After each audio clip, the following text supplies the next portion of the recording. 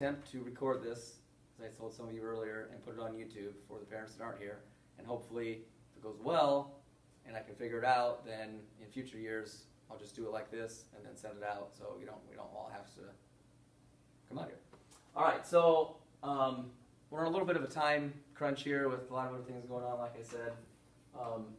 So I'm going to try to go through this quickly and pull out the main points. I will send this document out via email, so you can look at it more closely. If you have any questions, obviously, please ask. First thing is communication. I'm pretty sure I have everybody's email. If you have been getting emails from me, then I do. If you have not been getting emails from me, then I don't. Or if you want me to add a certain email, I can certainly do that. So please go ahead and get me that email. I'll put it in. It's not a big deal at all. Also, the Remind app. I have some sheets back there by Coach Jeans. It's the same app that the school uses for, like if school's delayed or there is early out, something like that Mr. Stanton uses. I have one set up for basketball, so if you already have that app, it's pretty easy. I have the sheets, like I said. You can just text a number or text a message to a certain number, and you're automatically signed up, and you'll get messages that the girls get. So if you want me to add an email, make sure you get me that email. And then if you would like to get the messages that I send out to the girls, which oftentimes I'll send out, when the bus leaves or if practice got changed or something, go ahead and get on that too. Okay, so player expectations. Grow as a person, be coachable, be a good teammate, be responsible, and grow as a basketball player. All right, those 5 things I feel are pretty important. I know they're pretty general. You could probably say that about any team, but I think they're very important. The first thing is grow as a person. All right, and you see the last thing is grow as a basketball player. All right, I know when I had my coaches growing up, it wasn't just about sports. It was about how do I become better. And we really tried to focus on that this year. We're going to focus on leadership, which is something I feel like we talk about, but we're really going to focus on leadership this year. And I also, as I'm going to talk later, I want you guys to be more a part of our culture. So I need to do a better job of sending out the things that we're doing. All right, just by raising your hands. How many of you know that last week we had a speaker come in and talk about violence prevention? Okay, some of you do, some of you don't. It was a neat deal. He gave some scenarios about violence. What would you do in this situation? And it had nothing to do with basketball. All right, and that is what we want basketball to be about. First, as a person. Lastly, as a basketball player. And if you could scroll down, Coach Jeans. The parent expectations are very similar. Support your child in growing as a person, being coachable, being a good teammate, being responsible, and growing as a basketball player. All right, that is what I would like from you guys. And I'm sure besides the basketball part, you're probably already doing those things: growing as a person, being coachable. If they have a problem, all right, ask them questions. Have you talked to your coach about it? Those are ways to grow as a person. And I can talk about those forever. We're not going to. This is easy in theory, but hard in practice. Losing and failing on a play, a game, less playing time is difficult for parents. No one wants to see their child hurt. But moments like that can be great moments to grow in all 5 areas. I'm going to click on the webpage there, Coach Jeans.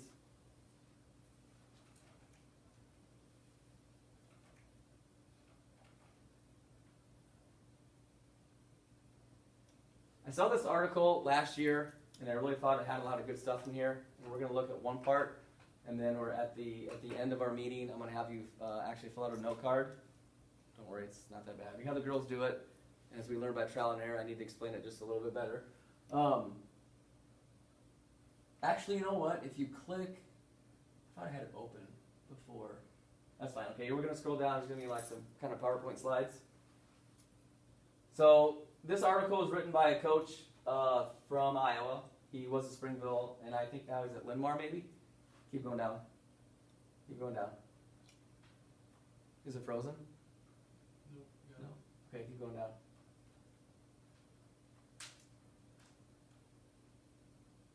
Keep going. Okay, so right here, all right, this is what they had as their parent role. And I thought these were very good and very good point. And I'm sure I can't read these, but help provide a team meal. I'm going to talk about that more in a little bit. Be patient, communicate, be understanding. Positively promote the program through social media. We will continue to post updates, stats, and videos on our social media outlets, which is something I want to do a better job of. Coach Jeans, you want to read the quote? I can't quite read that quote there in the first one. Or the black text. Black text? Yeah. It's like Facebook. Oh, that's just their links. Okay. Yeah, that's the links. Okay. You are the most influential voice representing our program to the public. Please be good representatives of your daughter's efforts and I can't read that. Respectful of their commitment to the team. Right here, next one. Support your daughter's effort, commitment, and sacrifice. It was right. It was perfect for me. Support your daughter's effort, commitment, and sacrifice. Support her investment in the process and the experience she's helping create for her teammates and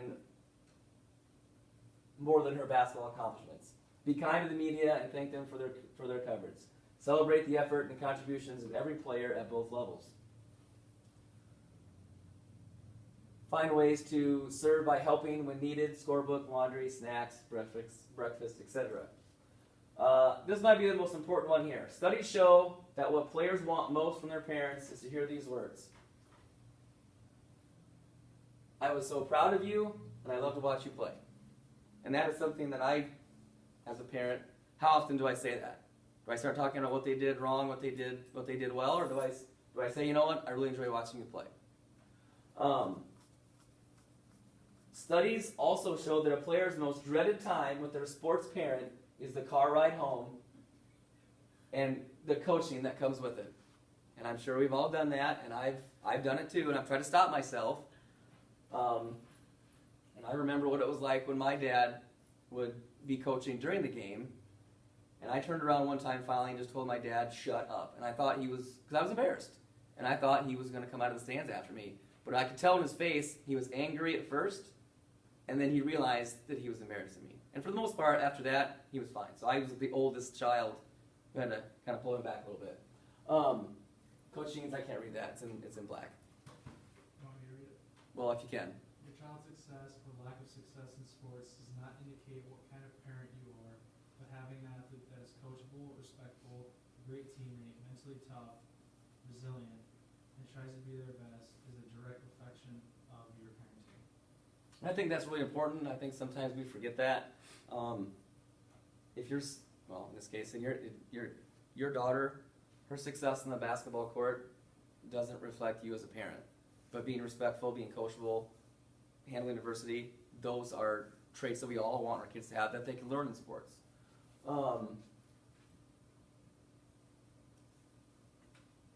Okay, we can go back to the document. Good job. Okay, scroll down just a little bit. Now, this is the new part. Okay?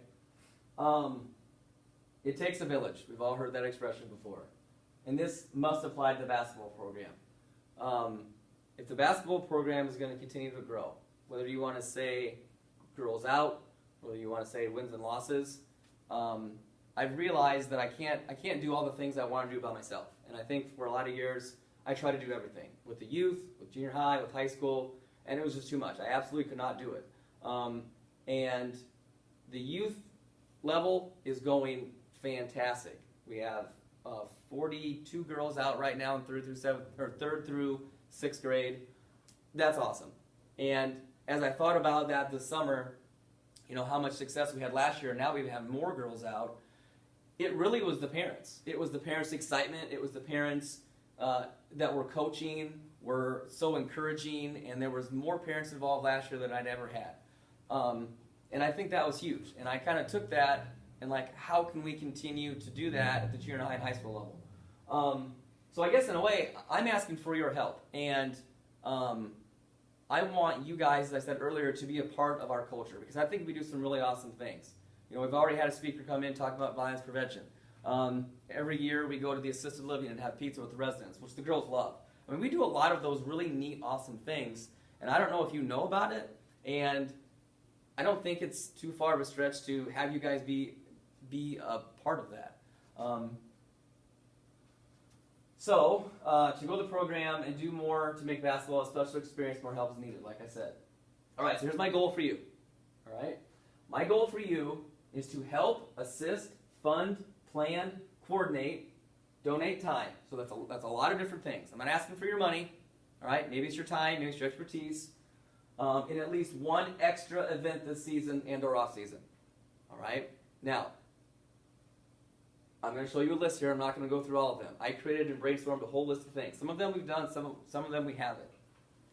But for me, even just to take on going to a UNI basketball game, that is a lot of time, and it's just very difficult for me to plan those neat things if it's just me. All right? And it doesn't have to be something you do alone. You can do it with a group of parents. It can be something as simple as, hey, Friday night after the home game, we're going to meet at Costa's, or we're going to go to the watering hole. That's what it is. Okay? That could be it. Set up a social gathering for parents and or players. And it could be just for parents, all right? This is going to sound crazy, but at the very bottom here, I put Secret Santa for parents. I don't know why I thought of that, but maybe, girls do Secret Santas and whatever. What if you parents did Secret Santas? I don't know. That may be kind of interesting. I mean, you got to keep it, appropriate. But, I mean, that might be kind of neat to get the parents involved and active. Because I think you guys would get more out of it, and honestly, the more active you guys are, the more people are going to want to be a part of basketball. It's going to be fun. It's going to be something they're going to want to do. So I've got so much stuff here. Now, these are for, all levels. I made one sheet. So this is youth, junior high, high school. Some things you're going to say, well, that doesn't apply to us, and some don't apply to the younger groups. But, I mean, a big thing, an outing to the Mall of America and go to Minnesota Lynx game, which is WNBA. Now, that's a big thing, but that would be awesome if we could pull that off. If somebody could start a Facebook page or Twitter account, seems very simple, not a lot of time if one person did it, but if I tried to do it, I wouldn't do a good job because it's just too much. Host a movie night, host a team for a dinner. I've seen teams who have planned food after an away game, like on a Saturday. They get out this whole spread, which doesn't have to be a whole spread, and feed the team after the game. Something like that. I put a mother-daughter trip, father-daughter trip, a fishing derby. I mean, that would be kind of cool. Help the end of your banquet, a ropes course, bowling, hockey game. All right, I'm not going to go through any of the rest of them. I'm going to send this out to you. But that's my goal for you. It doesn't have to be something that's major, like going to the Mall of America and going to a WNBA game. It can be something small. All right, but if each of you did one small thing to bring people together, give the girls a good experience, get the parents closer, that's, we have 12 girls out. That's 12 extra things throughout the year that we can do. I think that would be pretty cool. All right, so that's my goal for you. One thing, and it doesn't have to be on your own. You can do it with a group of parents. All